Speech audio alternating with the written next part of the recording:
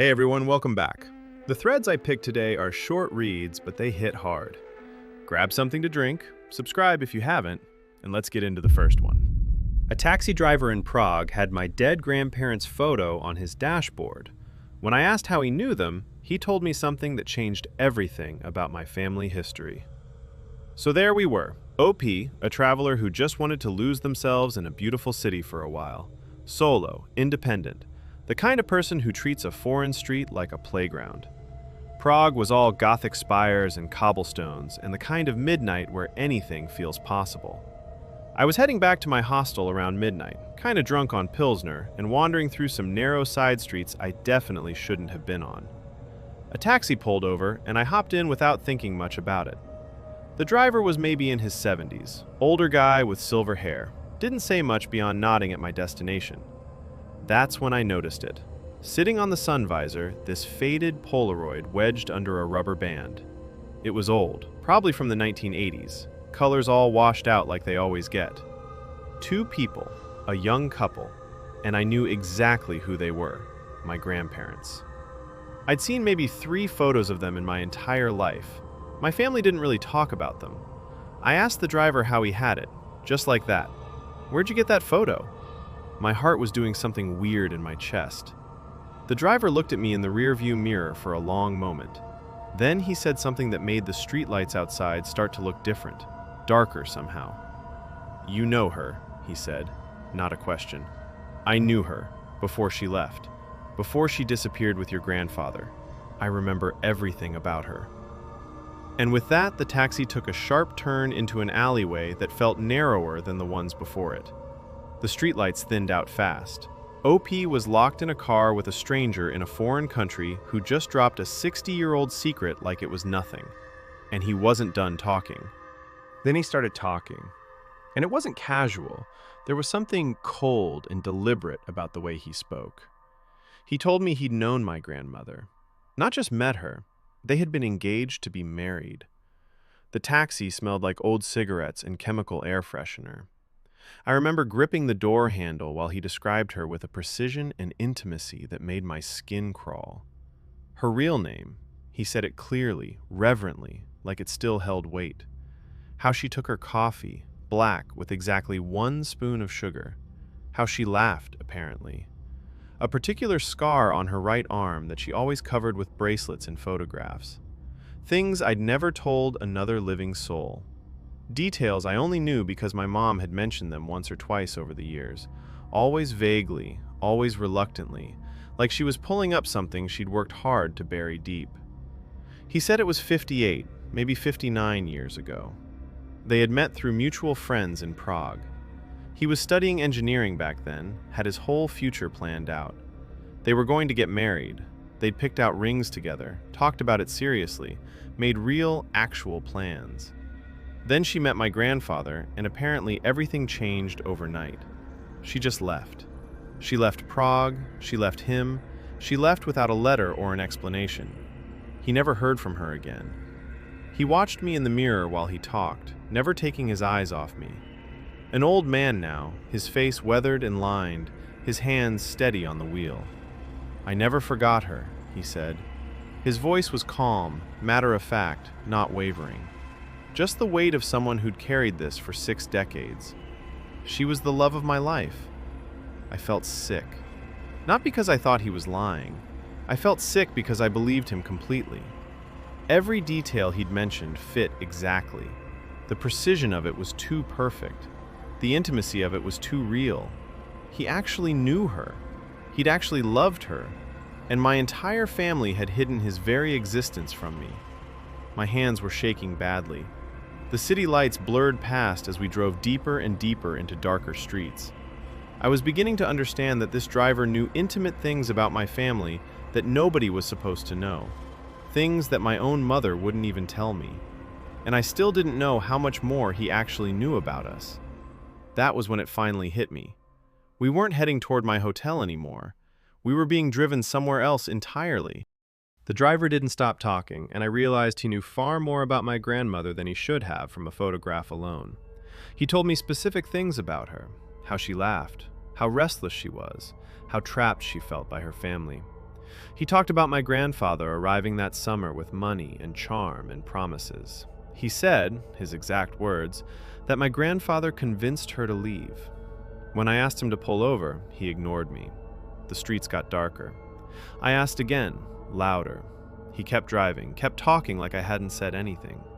He described the last time he saw her, how she cried when my grandfather came to collect her. My hands were shaking. At a red light on a street I didn't recognize, he shut off the engine and turned to look directly at me. For a moment I thought he might hurt me, might keep me trapped, but he just stared at me with this look I couldn't read. That's when I understood this wasn't casual. This was 60 years of waiting to tell someone, and I'd just walked into his taxi. Eventually, he unlocked the doors and I got out and ran, but not before he made sure I'd heard every word. The comment section honed in on the language he used. The language he used matters. He convinced her to leave. That's not she fell in love with him. That's someone exerting influence or control. Something happened in Prague that your family has been actively hiding. That's literally what's been eating at me since the moment I left Prague. My grandfather died when I was 4, so I never knew him, but my mom always talked about him like he was this charming, adventurous guy who swept through Europe. But the way that taxi driver said it, it sounded less like a love story and more like an abduction. I'm terrified to ask my mom about it, but I don't think I can let this go now. The fact that he drove you in circles first and then let you out without incident is absolutely chilling. He wasn't trying to hurt you. He was making sure you heard him and believed him. That restraint makes it somehow worse. This is genuinely one of the most unsettling posts I've read in months. A stranger holding a 60-year-old wound, keeping a memento of the woman who destroyed his life, finding her granddaughter years later. The wrongness of that intersection is haunting. Wounds like that run deep. When OP returned home, everything shifted. I found the engagement letters. My family has been lying. I know that taxi ride was terrifying, but this is what broke me. 2 days after getting back, I was helping my mom reorganize her bedroom closet when an envelope fell out from behind a loose board. Then another. Czech handwriting. My grandmother's. I got them translated. Love letters. From my grandmother to the taxi driver, dated 1964 to 1965. She writes about their plans together, a future she wanted. Then letters from my grandfather. These made my stomach turn. He writes like he's explaining a business deal, telling her that leaving Prague is what's best, that his American connections will give her a better life. But he doesn't ask. He writes as if he already owns the decision. There are also notes my mom wrote to herself in the 1990s, tucked with the originals. She writes, "Should I tell him? The shame is too much. What if she was never happy there?" My mother knew. Not everything, but something. My grandparents never spoke about Prague. Not once. My grandmother died without ever going back, and I finally understand why. Comments flooded in. Your grandparents genuinely never mentioned Prague? Not even casually? People who flee their past or abandon people always avoid the subject, but the fact that it never came up at all is abnormal and deliberate. My own grandparents did the exact same thing with Poland after World War II. Never spoke about it, ever. My dad didn't find out the real story until he was in his 40s, when a distant cousin tracked him down. Sometimes entire chapters of family history get locked away because the trauma is too big to carry or the shame feels permanent. This post is hitting that same nerve for me. Please tell us you actually pressed your mom on this. That detail about him convincing her to leave is such a massive red flag. Either she was genuinely coerced or she abandoned someone important, and your family's been carrying that shame in silence. I'm processing this slowly, but yes, I confronted her. She broke down. I'll post the actual conversation when I can write it without falling apart. Family secrets felt very real now. When OP came back from Prague, there was something she had to do. A few days later, OP posted an update. I found the engagement letters. My family has been lying. I went to my mom's house to look for anything she might have kept about my grandparents. In her closet, hidden in a shoebox under old quilts, I found decades of letters. Most of them were in my grandmother's handwriting. They were addressed to my mother but never sent, or maybe sent and not acknowledged. In one, dated 1963, she wrote, "I can't leave. He says if I try to contact you, he'll hurt you. I believe him." That's when I confronted my mom. I sat her down with the letters and asked her to finally tell me the truth. She broke down. She told me that my grandfather was a violent man with connections to organized crime back in Prague. My grandmother fell in love with the taxi driver. His name was Marco, and they were going to run away together. But my grandfather found out. He gave her an ultimatum: stay with him and disappear from everyone's life, or watch him destroy Marco and everyone she loved. So she left. She went to America with my grandfather and spent 60 years cut off from her family, her love, her home. My mother knew this. The whole family knew. They just never told me. When I asked why, my mom said they were ashamed. Ashamed of what my grandfather did. Ashamed that they couldn't help her. It was easier to pretend she never existed. The thing that gets me is this: a taxi driver in Prague remembered her better than her own daughter did. I lived in Prague for 5 years, and the older generation has long memories of people who left. He's definitely been carrying that Polaroid and that story for 60 years, keeping it on his dash like a shrine to what he lost, waiting for a chance to tell someone. There's something deeply unsettling about learning that a stranger, a taxi driver in a foreign city, knew your grandmother's truth better than your own mother did. It's the kind of story that changes how you see family, how you see loyalty. And on to the next one. I, 32-year-old female, found my late great-uncle's 50-year surveillance files of our entire family hidden in his estate. I can't unsee what I've read. When someone dies, you don't expect to inherit their secrets. You expect paperwork, a will, maybe some old letters. But that's not what one woman found when she became executor of her great-uncle's estate. And what she discovered would change how she saw her entire family. My great-uncle Gerald died 6 weeks ago at 81. I became executor of his will. He was the quiet one in the family. Never married, no kids, worked as an insurance adjuster for 42 years, lived alone in this old Victorian house that hadn't changed since the 60s. Just private, reserved. The kind of man who was friendly at Thanksgiving but never said much. While cataloging his library for the estate sale, I found it. Behind a false panel in his study were filing cabinets. 7 of them. Not falling apart, pristine, organized, locked. My hands shook when I got them open. Inside was documentation, photographs, address histories, relationship timelines, handwritten logs, 50 years of surveillance, 50 years of watching our family move through their lives. The first folder was labeled 1975 to 1985, Initial Assessment. I opened it. There was a photograph of my mother at a grocery store, timestamp on the back, July 14th, 1977, 3:47 p.m. Another photo, my grandfather at a motel, a license plate notation in Gerald's handwriting underneath, address, date, time, the woman's name. I couldn't breathe. This wasn't a hoarder keeping old family photos. This was systematic, deliberate, meticulous.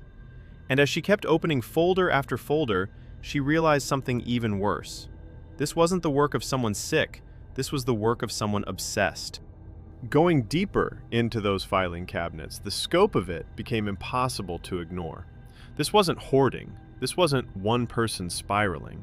This was surveillance as a life's work, carried out for 5 decades with systematic precision.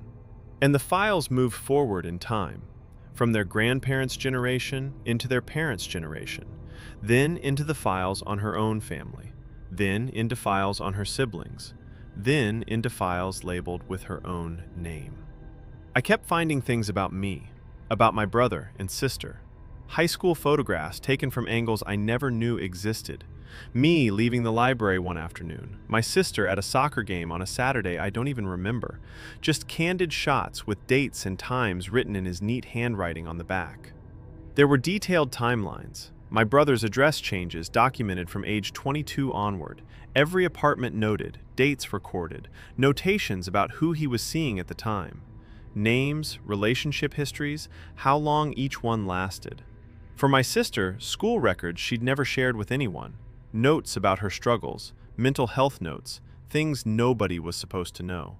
For me, it was photographs, dating history, a notation about a boyfriend from freshman year that I'd barely mentioned to anyone.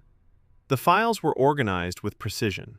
1975 to 1985, 1985 to 1995, 1995 to 2005, 2005 to 2015, 2015 to 2025.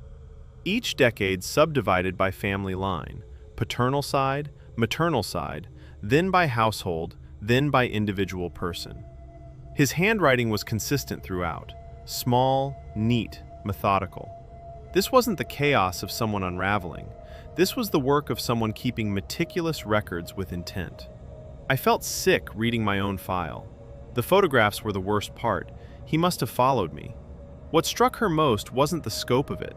It was the clarity, the absolute precision. That realization hit different. He had followed her, positioned himself to get those photographs. The surveillance wasn't abstract or historical. It was immediate. It was personal. As I worked through the files, one thing became clear. This wasn't hoarding. This was deliberate, meticulous, spanning 5 decades. The earliest folders detailed my grandparents' movements with clinical precision. As the files progressed into the 1990s, they shifted. He documented affairs, my parents' separation, my uncle's addiction, my aunt's hospitalization. Dates when my sister started dating, boyfriend details nobody else knew.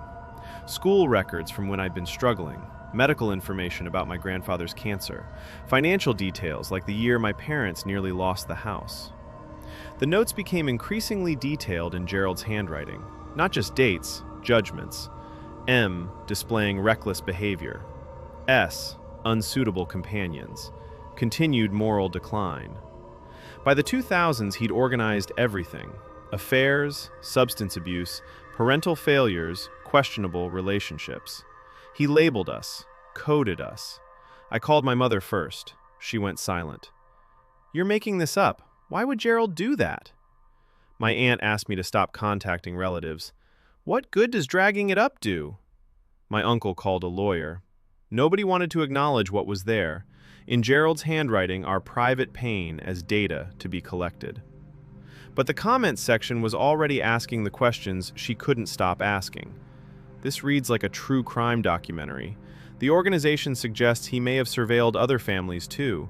How did nobody question what he was doing all those years? I need to know.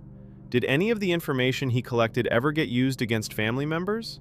Like, did he ever blackmail someone or confront anyone with what he knew? Or did he just collect? That's what I keep asking myself. I found instances where he'd sent anonymous tips. One to my uncle's workplace about inappropriate behavior. One to a hotel where my aunt was with someone she shouldn't have been. Anonymously. But more terrifying, in the final years, the notes become judgmental. Continued moral decline. Unsuitable associates. I'm afraid to know what he was planning. The police have those later files and they won't discuss them with me. That fear, the not knowing, that's where this story turns. But weeks passed. OP went back to the 2022 and 2024 folders, and what she found changed everything. Police found encrypted drives and won't tell me what's on them. The newer files were different. His handwriting was shakier, but the detail was sharper. Word for word transcripts of conversations, things said in closed cars, medical details, financial secrets that could destroy people. And then the equipment logs. That's when it became real. Audio devices cataloged by location with installation dates. Visual recording equipment in 4 family homes dated and logged. This wasn't hoarding. This was operational. I took the 2022-2024 files to a lawyer. She said, federal crimes, wiretapping, unauthorized recording in private spaces. I called the police that day. They executed a warrant 48 hours later and seized everything. But during the search, they found references to encrypted drives, hidden drives Gerald had cataloged as secure storage in his notes. The police said they're working on decryption, but won't tell us what they're finding. They said once they crack them open, there will be a separate investigation, a separate branch of the case. I don't know what my family is more afraid of, what's already been found, or what's locked away on those drives. The comment section on this one was brutal. The equipment logs detail is what got me. He was treating surveillance like a job with maintenance schedules and inventory. That's calculated and terrifying on a completely different level. Your family's refusal to believe this or cooperate with police is its own kind of horror. That's either denial or they're afraid of what those recordings contain. Have you considered what secrets they might have that could come out? This is the part that kept me up reading. The family's reaction is almost as unsettling as the surveillance itself. If they're actively discouraging investigation, they're terrified of what's on those recordings. Everyone has secrets, and apparently Uncle Gerald documented all of them. And this is where we stop. Encrypted drives nobody can access, and a family afraid of what's next. 2 days later, federal agents showed up with a warrant. OP came back with an update post. Police found encrypted drives and won't tell me what's on them. They executed the warrant on a Tuesday morning. I'd reported everything to the FBI, gave them copies of what I'd photographed, told them about the encrypted drives. 2 agents, a tech, and a detective who wouldn't make eye contact. They took all 5 filing cabinets, labeled each with evidence markers. 4 hours. After they left, the house felt like a crime scene. My mother called asking why I was cooperating with authorities. My aunt called me a traitor, said I should have burned those files. The FBI agent told me they found evidence of federal crimes on those drives, transcripts, audio logs from inside people's homes. They couldn't tell me more while the investigation was active. 2 months later, we still don't know what's on the encrypted drives. The not knowing might be worse than knowing. Every night my phone buzzes and I flinch. Every car that slows down on my street feels intentional. Last week I asked a delivery driver a simple question and heard recording equipment in my own panic. I've become what Gerald was, seeing surveillance everywhere, unable to trust I'm not being watched. My accounts are frozen. The FBI says precautionary. I say punishment for telling the truth. The comment section immediately understood what OP didn't want to say out loud. The transcripts are what made this cross from creepy to federal crimes. Recording devices in people's homes without consent varies by jurisdiction, but this is definitely illegal territory. Your family dynamics are about to shatter completely. What sticks is the paradox. Gerald's dead, but his violation survives him. Family shattered, accounts frozen, encrypted drives locked away. OP now infected by the same paranoia that consumed her uncle. That is the last story for today.